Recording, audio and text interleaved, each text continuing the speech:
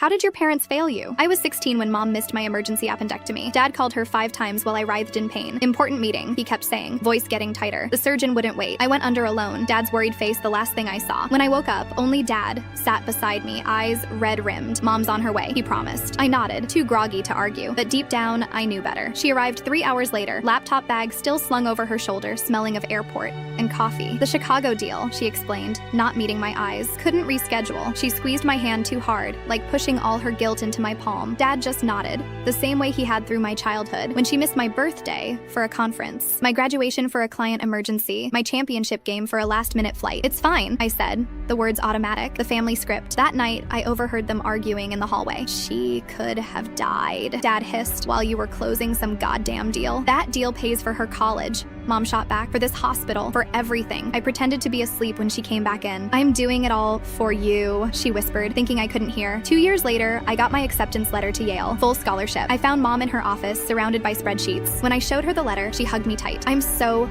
proud of you, she said, voice breaking. This is everything we worked for. I pulled away. We? Emma, you weren't there, I said, words spilling out after years of silence. For anything that mattered. That's not fair. Everything I did was for your future. I didn't need a future. I needed a mom. That night, Dad found me packing. Your mother loves you, he said quietly from my doorway. She loves the idea of me, the successful daughter she can brag about to colleagues. He sat on my bed. There's something you need to know. He pulled out an old photo. Mom holding a baby in a hospital room. This was you, born 6 weeks early while your mom was finishing law school. Her professors told her to drop out. Her parents refused help unless she focused on being a mother instead of a career woman. His voice turned bitter. Everyone expected her to choose, you or her dreams. So she chose her career, I said flatly. She chose both, against impossible odds. He handed me papers. Bank statements, medical bills with overdue stamps, loan documents with astronomical interest rates. Your mom grew up poor. When you got sick as a baby, really sick, our insurance wouldn't cover it. She took that corporate job for better benefits, worked 100-hour weeks to keep you safe. I stared at the papers, hands shaking. Every missed soccer game, every school play. She was securing your future, paying off medical debt, building a safety net so you'd never know the poverty she grew up in. Why didn't she tell me? I whispered. She didn't want you to feel like a burden. She wanted you to feel entitled to success, not to see it as something you had to kill yourself for. That night, I found Mom asleep at her desk, her face pressed against her keyboard. A half-written email to Yale's financial aid office was on her screen, asking about additional scholarships. I covered her with a blanket, noticing for the first time the gray in her hair, the deep lines around her eyes. On her calendar, she'd blocked off my entire first week at Yale as vacation, the first in years. She failed me by not being there, but she did it while fighting a war I never knew existed, to give me choices she never had.